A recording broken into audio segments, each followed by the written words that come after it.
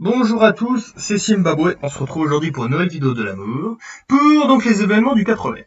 Aujourd'hui, c'est l'anniversaire d'un célèbre incendie qui a eu lieu à la fin du 19e siècle, l'incendie du bazar de la Charité en 1897. Donc le bazar de la Charité, c'était une vente de bienfaisance, donc là c'est quand plein de gens arrivent pour vendre des objets pour les pauvres, donc c'est quand même plutôt sympathique. Et donc dans ce bazar, il y avait pas mal de femmes en fait et d'aristocrates. Il y avait notamment la duchesse d'Alençon, donc qui était la sœur de l'impératrice d'Autriche, donc quand même plutôt stylé tout ça quoi. Et dans ce bazar, il y avait aussi la présentation de la nouvelle technologie qui faisait fureur à l'époque, le cinématographe, qui avait été inventé depuis quelques années.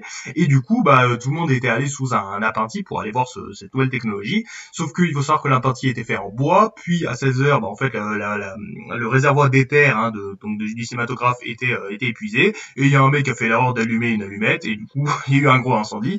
Et tout ça, ça a fait 120 morts, donc c'est quand même plutôt coup dur. Et il y a notamment la duchesse d'Alençon qui est morte, évidemment, qui a décidé de faire passer les jeunes d'abord, puis les visiteuses, évidemment, parce qu'elle était très pieuse, donc c'est plutôt respectable pour elle.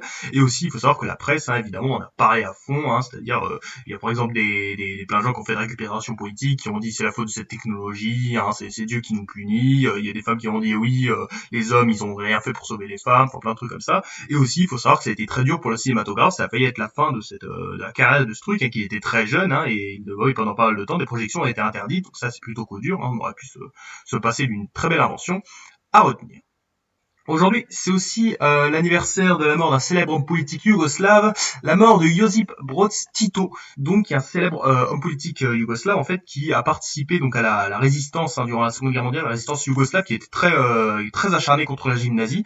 Et Tito a réussi à prendre le contrôle du pays en 1945 et il a dirigé le pays en fait jusqu'en 1980. Il est mort à 87 ans, donc c'est quand même plutôt pas mal. Et il faut savoir que Tito en fait était au début était pote de Staline, sauf qu'il y a eu une rupture entre Tito et Staline au début des années 50, et du coup, en fait, la Yougoslavie faisait partie du mouvement des non-alignés. Et par exemple, plein de gens dans les pays occidentaux pouvaient faire leurs vacances en Yougoslavie, parce que dans les pays de l'Est, c'était plutôt impossible, mais en Yougoslavie, c'était possible. Et aussi, Tito, en fait, a réussi il y avait un plus de la personnalité autour de lui, et il a réussi à garder une certaine unité politique dans son pays, parce que vous savez que la Yougoslavie, c'était une mosaïque de plein d'identités différentes, mais sous Tito, ça a réussi à tenir, sauf que là, il meurt en 1980. Alors, il faut savoir que déjà, il y a eu des funérailles incroyables, c'est-à-dire qu'il y avait 209 délégations de 127 pays, évidemment, quand il y a eu le mouvement des non-alignés, du coup, on a des potes partout, donc ça, c'est quand même plutôt sympathique. Mais aussi, il faut savoir que Tito, à la postérité, à sa mort en 1980, déjà, il y a pas vraiment de successeur, et vous le savez sûrement, mais une dizaine d'années plus tard, après sa mort, c'est l'éclatement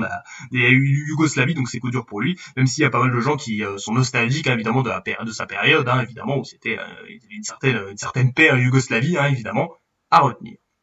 Et aujourd'hui, c'est aussi l'anniversaire d'une célèbre querelle typographique qui a eu lieu en Allemagne, la querelle Antica-Fraktur. Donc, il faut savoir que la querelle Antica-Fraktur, en fait, c'était un débat qui avait lieu en Allemagne pour savoir quelle typographie on utilisait. La Fraktur, en fait, c'était une typographie qui était typiquement allemande, et l'Antiqua, donc c'était un truc qui était plus latin, quoi.